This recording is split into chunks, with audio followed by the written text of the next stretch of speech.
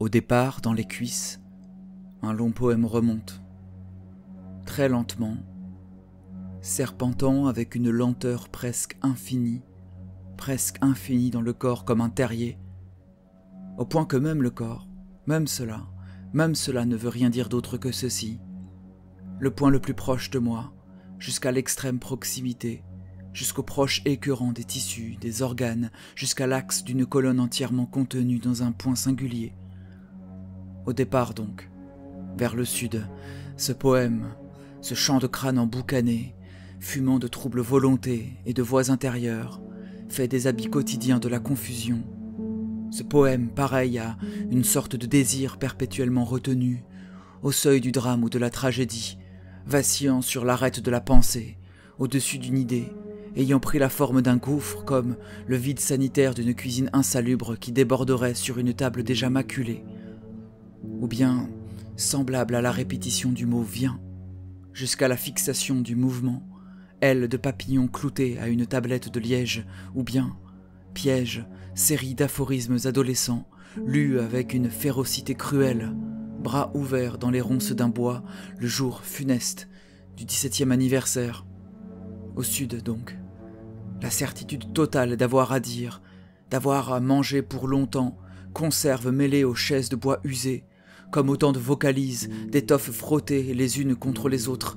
d'avoir à écouter son propre ronronnement au milieu d'un chœur de lavandière lentement remplacé par les lumières grésillantes d'un restaurant désert. Remontant, ce long poème, la ligne d'infini qu'une suite logique d'opérations dispose dans le corps et dans l'esprit, entoure les épaules comme l'étrave dans la vase d'une rade abandonnée par l'eau. Du sud au nord, un mascaret d'épuisantes nécessités, déplacé de proche en proche jusqu'à tous les objets contaminés.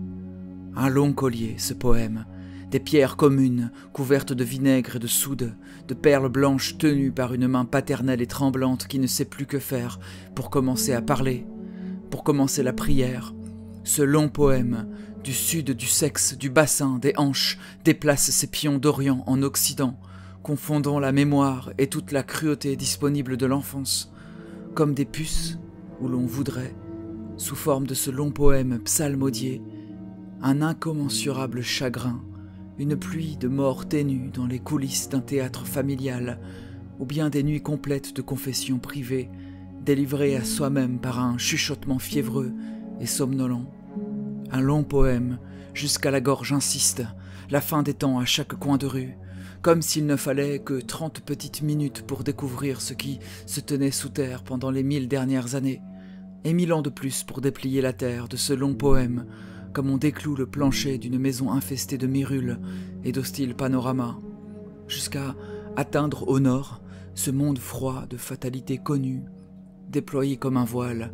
sur des lèvres de misère lourdes et bleues, fermées comme des bras.